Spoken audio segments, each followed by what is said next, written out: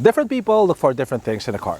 So when I review a car, I try to see what makes it stand out and who exactly would appreciate the things that make it stand out. The BRV is more expensive than a lot of its competitors. In this video, we'll try to see what makes it stand out and who exactly it is for. So, is it worth our money? Let's find out.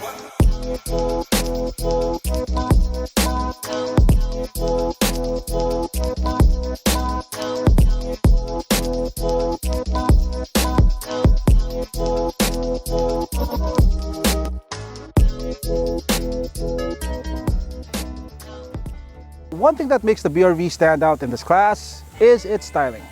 Now, whereas its competitors look more like minivans, Honda tried to make the BRV look more like an SUV. That means the windshield is pushed further back, and it's also less deeply raked, so you get more separation between the windshield and the hood line.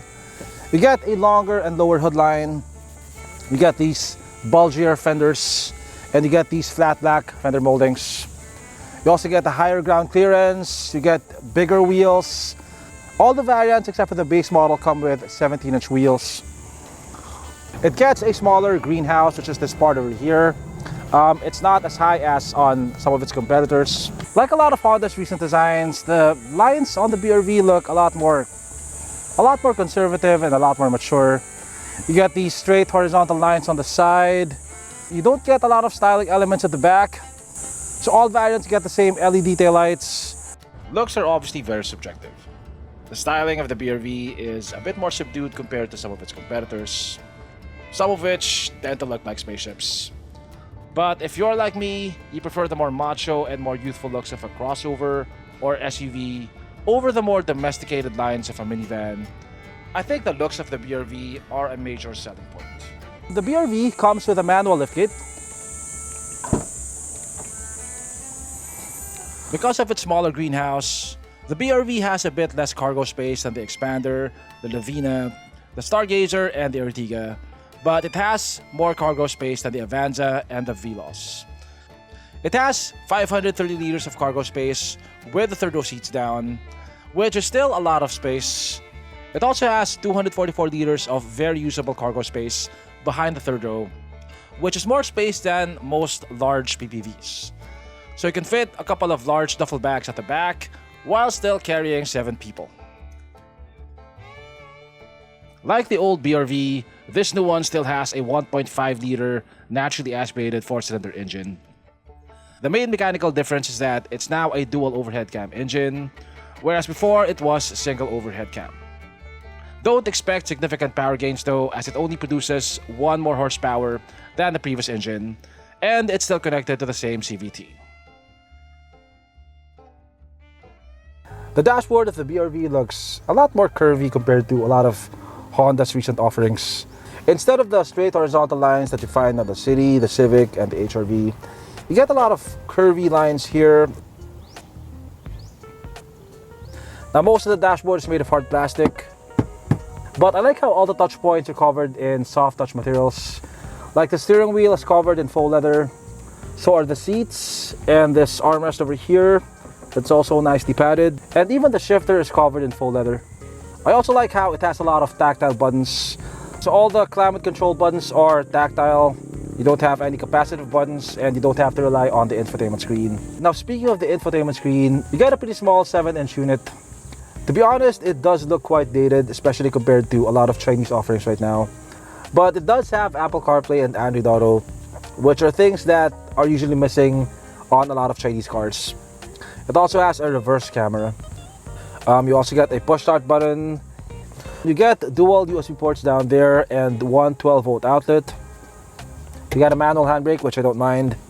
You get analog gauges, you get an analog speedometer and tachometer, and a multifunction screen at the center.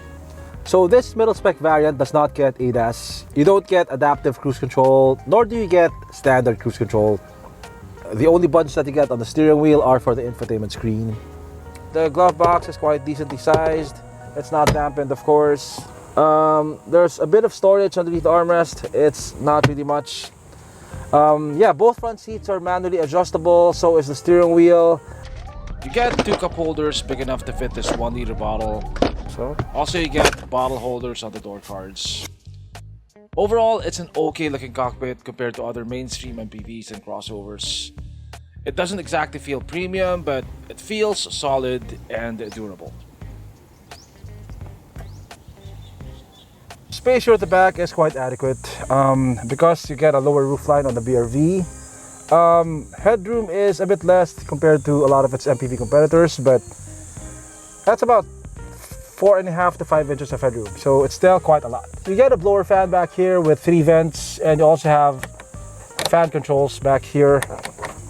You get one 12-volt outlet down there, and you get a foldable armrest. Unfortunately, you don't get cup holders back here. The seats can be reclined. There we go. And you can also move these back and forth, I believe. Yeah. Like all MPVs in its class, the BRV is a 7-seater. To access the third row, you just pull on this over here, and the seat tumbles forward for easier access. Okay, so space here at the back is surprisingly adequate for a person of my size. I'm 5'8", give or take half an inch. I have about an inch of headroom. I have about 2.5 or 2 inches of knee room. By the way, the second row seat is adjustable, so if you need more knee room, you can just move this forward. The flooring is quite low and flat, so my knees are at a comfortable angle. Now, as for toys, you get one cup holder on each side, one over here and one on the other side. You get one 12-volt outlet over here. Now, you don't get any dedicated air vents for the third row, but the second row blower fan is close enough that you don't need them. Also, it's good that the blower fan is mounted up high, so even if you have second row passengers, they're not going to get in the way of your airflow. Honda invited me and other members of the motoring media to a media drive from Global City to Cavite and then to Escala, Tagaytay. Now, somehow I took a wrong turn and ended up somewhere in a different part of Tagaytay, which turned out to be not such a bad thing, as I was able to drive the BRV on these twisty roads.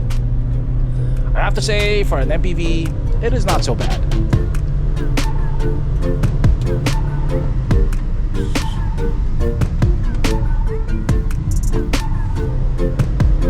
I mean, the steering is not sharp at all, and you have to turn the wheel by a lot to negotiate these tight bends.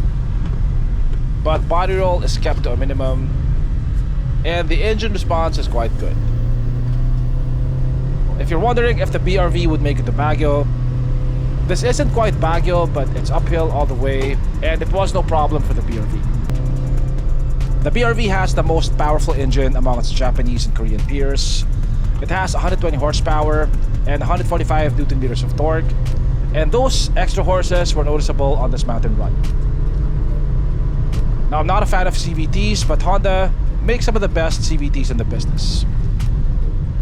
The rubber band effect that you get in other CVTs is present, but not as pronounced on the BRV, and the response is quite good.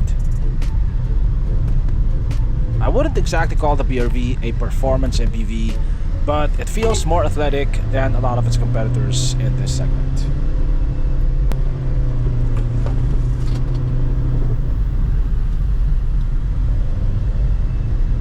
Eventually, I caught up with the convoy. We first went to Gourmet Farm Silang. We got to sample their organic coffee, and we also tried to do some coffee art.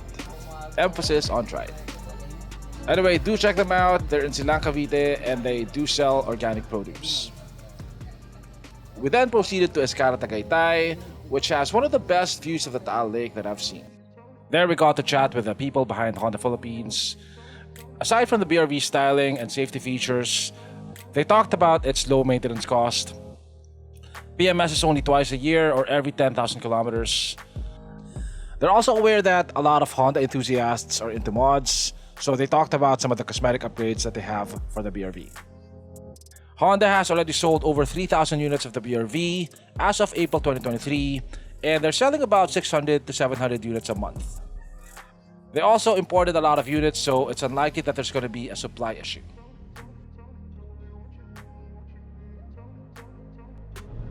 After the media drive, I got to spend an additional week with the BRV. And the one thing that stood out to me the most was its fuel economy. In the city, even with traffic, I was getting 12 kpl. In light afternoon traffic, I was getting 16 kpl. And on the highway, without even hypermiling, I was getting 23.5. Now these numbers are comparable, if not better than the Ertiga Hybrid that I reviewed a while ago. As far as refinement goes, it is relatively quiet under normal driving. NVH levels are definitely better than the Veloz and the Avanza. When you give it a bit more gas, you get a lot of CVT drone inside the cabin, which is expected of all CVTs. One advantage of the BRV CVT is that it's more fuel efficient at speeds of 100 kph or higher.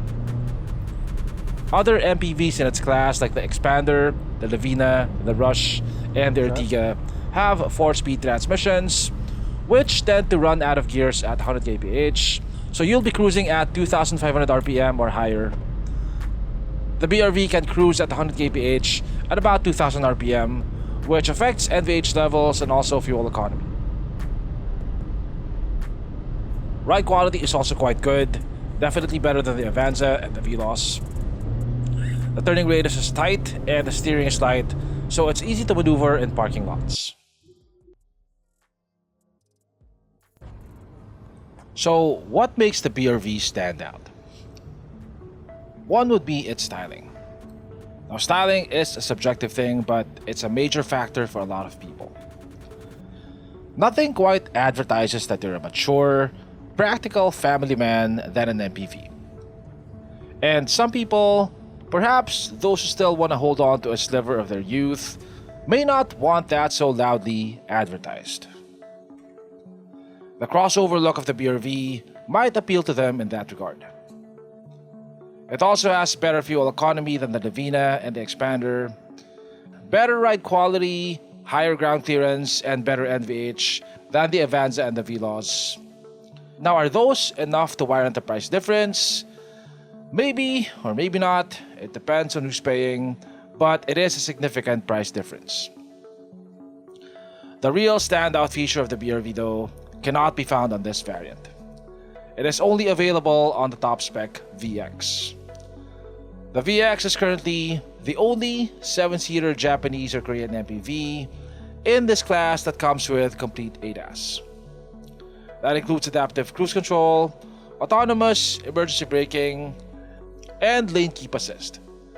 These features improve safety not just by protecting you when an accident happens, but by preventing an accident from happening in the first place. For that reason, I would skip the V and go for the VX. While the VX is more expensive than its competitors, the price difference is easier to justify when you factor in the safety of your family.